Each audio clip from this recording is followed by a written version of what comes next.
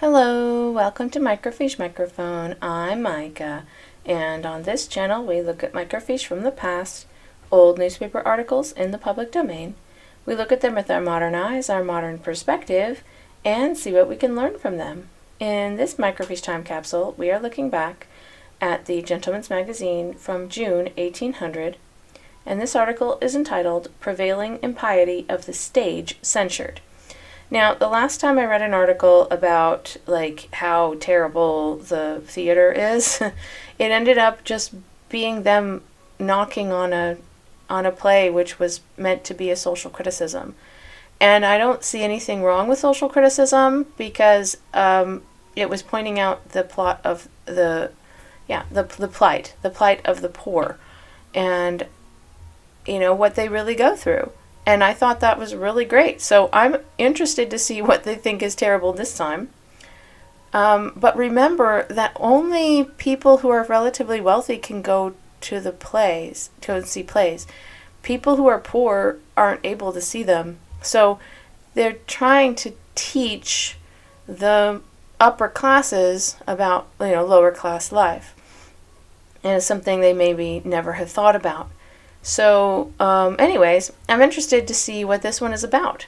Impiety, huh? So it has something to do with them not, following church doctrine, I guess, maybe? So let's take a look and find out. Okay, Mr. Urban, May 9. I have often lamented with your correspondent, page 6, the profanity of the name of God at our theaters. Okay. Oh no! Okay, in Mr. Garrick's time, a much greater decency was observed. Oh gosh. Why aren't you as good as the person before you? Jeez. Since that, some favorite actors and rather buffoons have transplanted their common conversation into the dialogues given them, and without any authority from the author have introduced those oaths and curses which no man of reflection can hear uttered in such a place, particularly without deep concern. Sorry am I to add that some authors, if the putters together, of such trash, is that what that says, and nonsense, as has for some time disgraced our theaters, deserved that name, observing that the performers were not checked in the license they assumed, have indulged them by really putting down for them to speak in public that the writer ought to blush for having put it down in private. A song in a very recent performance is one of too many instances which might be given sh. This is great.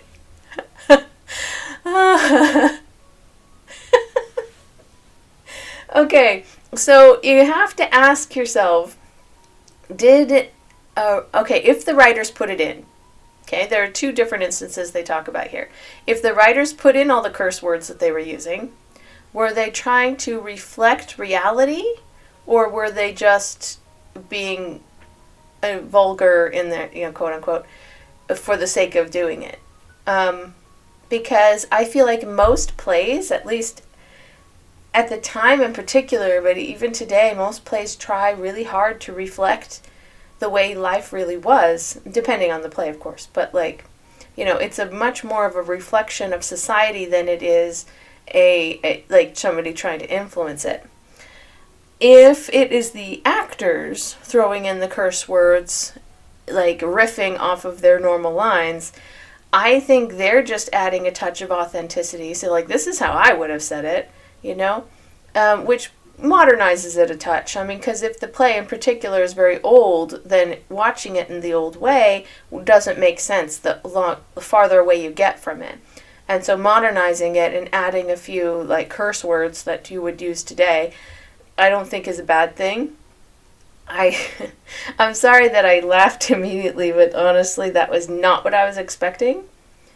And the last time I read a criticism of a play, it was very, much more clear on how to articulate why I had a problem with their critique.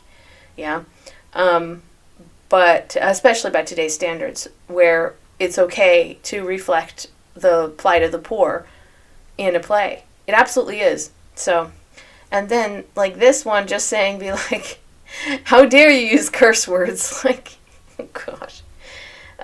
Get over yourself.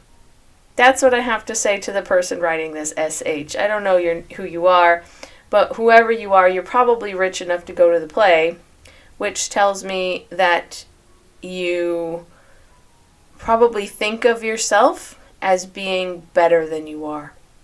I think that most people who have a lot have this idea that they got it because they deserve it. But that's not true most of the time. It's very, very rare that that actually occurs. Which, if you were in the circumstances of the actors who were acting, you would probably swear too. I'm just saying. The fact that you have this life of luxury that you have, that affords you the luxury of going to the theater, tells me that you probably have enough leisure to sit and think about what you want to say in like the most precise language possible, as opposed to someone who works for a living and has to scrape by just to get enough food to eat. That's the kind of person, the socioeconomic difference, who doesn't have time to sit down and study vocabulary so that they have so many more words to use. Like, they do not have the time. Like, they're just getting by with the way people talk. Yeah, this is actually how people around me talk, and so this is how I'm going to talk. And I don't think there's anything wrong with that. And I think that judging that those people who swear a lot, whether or not they're in a socioeconomic condition like the actors are, is just unfair to say you should never swear because I said no, basically. Like, that's basically what you're saying. Like, I said so. Because trust me, bro, I personally don't swear because I have small children. But, like, I understand when other people do, and it doesn't really bother me. And I think that, like, getting really up in arms because somebody said a bad word at a play, it's one of those moments where you're like, dude, you have too much time on your hands. Just let it go.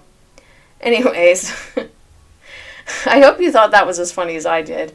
If you did like the video, subscribe to the channel, and I hope to see you in the next video.